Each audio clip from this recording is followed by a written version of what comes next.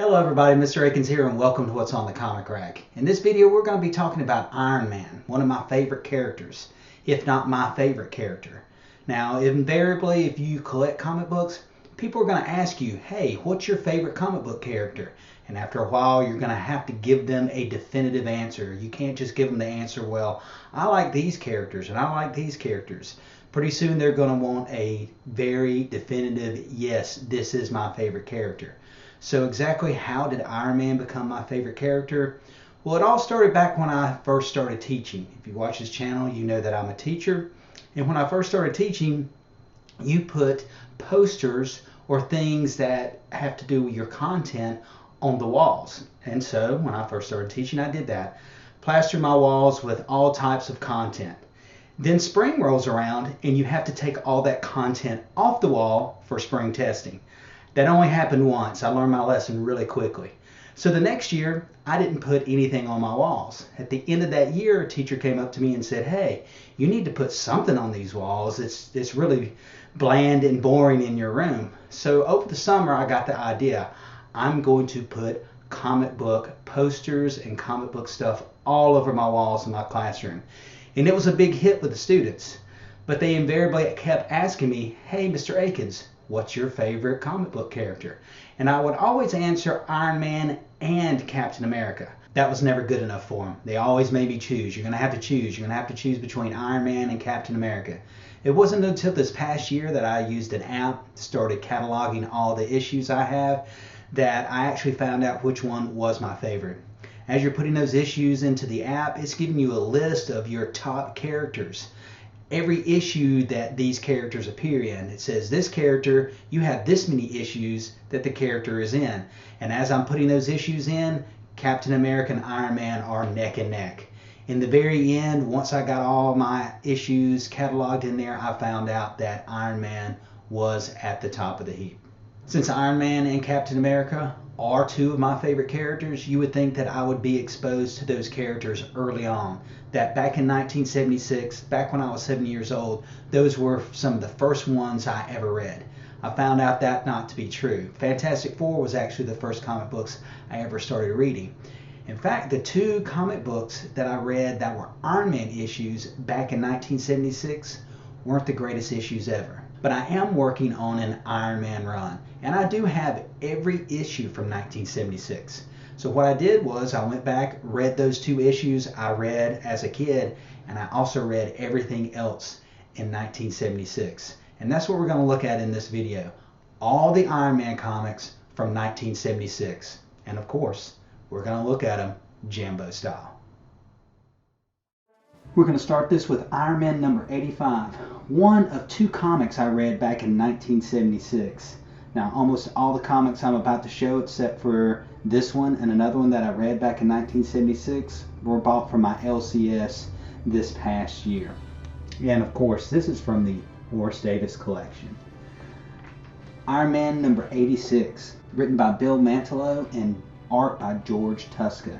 In this issue, Iron Man battles the Blizzard, who's really an old Iron Man villain named Jack Frost. And if you didn't know, at this point in the Iron Man history, Happy Hogan and Pepper Potts are actually married at this time in the series. This ends with the Blizzard overpowering Iron Man and freezing him solid as Pepper walks in. It's a pretty cool splash page. Now you also notice that I've got these no longer in bags and boards. A lot of times I feel when I show these things with the bags and the boards, there's a lot of glare, trying to cut down on the glare. So here we have Iron Man number 87, another Bill Mantlo, George Tuska comic book. Iron Man defeats the Blizzard.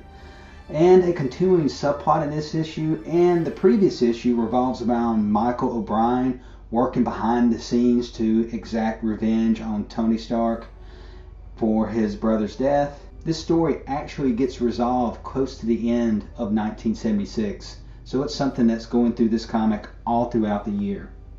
Next we have Iron Man Annual number 3, written by Steve Gerber. This was the second issue of Iron Man that I read back in 1976. So I was looking back, seeing what Iron Man issues I had read back in 1976, and at first the only one I remembered was Iron Man number 85. Started doing a little research and I see hey, this annual came out in 1976. And I'm like, I completely forgot about this issue. Apparently it didn't make a great impression on me as a kid and didn't make that much more of an impression now that I'm adult. I think the best part of this issue was actually Man-Thing and the fact that this is another book from, guess where? The Oris Davis collection, as we can see a signed copy down there at the bottom. Next, we've got Iron Man number 88. Now at this point, Archie Goodwin takes over as writer for this issue, and there's a clear difference between his writing style and Mantelow's style. His caption depictions are better. His character dialogue fits each character a little bit better. The Blood Brothers make an appearance in this issue, even though I've been reading comics for 40 years. This is the first comic I've ever read with the Blood Brothers in it. This issue ends in a cliffhanger, much like number 86, with the Blood Brothers seemingly defeating Iron Man. However, we move on to issue number 89, great John Buscema cover. Daredevil makes an appearance in this issue to help Iron Man defeat the Blood Brothers. While Iron Man is distracted with the Blood Brothers, the Controller is slowly gaining strength and will be the big threat in the next issue. This issue also features a new corner box image right here, which is recycled John Romita art from the cover of Marvel Team Up number 9. And in my opinion, the inspiration for the Mego action figures I had as a kid, I always have a great affinity for corner box art. Next, we go from a John Buscema cover to a Jack Kirby cover. While the art was consistent throughout these issues with George Tuska doing the artwork, there was a constant change in writers. It was Mantelow, then Goodwin, then Herb Trimpe, and in this issue, Jim Shooter's helping out with the writing. And you could tell that each one of these issues has a complete different tone to the story due to the fact that there is always a different writer almost every single one of these issues. It's still a good read with definite visuals by Tuska, who draws a very distinctive Iron Man glove, and he always gives Iron Man very unique poses. Next we have Iron Man number 91, cover by Herb Trimpe.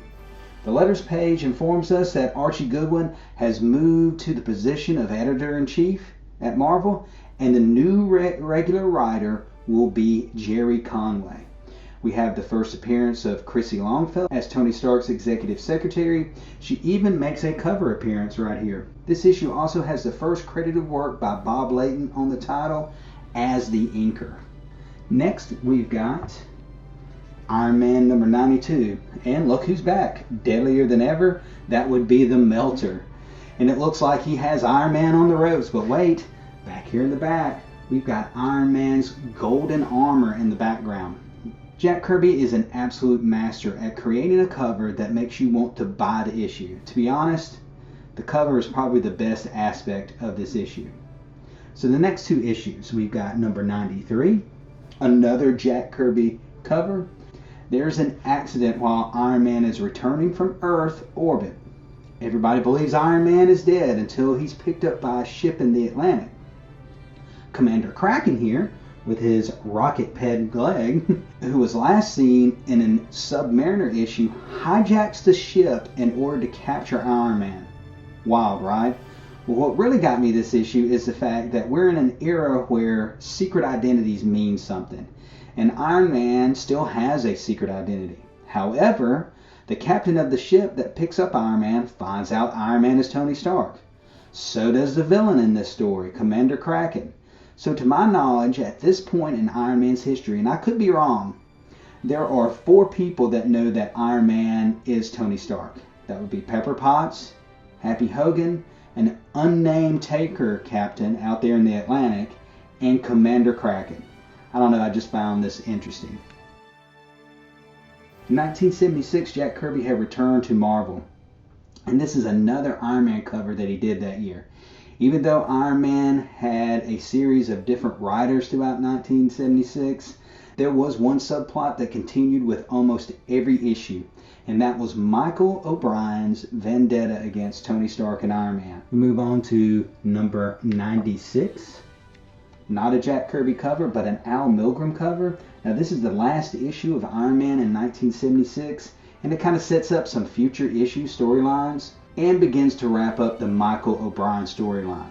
Ultimo is the primary villain, first introduced in the previous issue, and at the end Michael O'Brien has broken into Stark International and stolen a suit of guardsman armor and is ready to extract his revenge on Iron Man.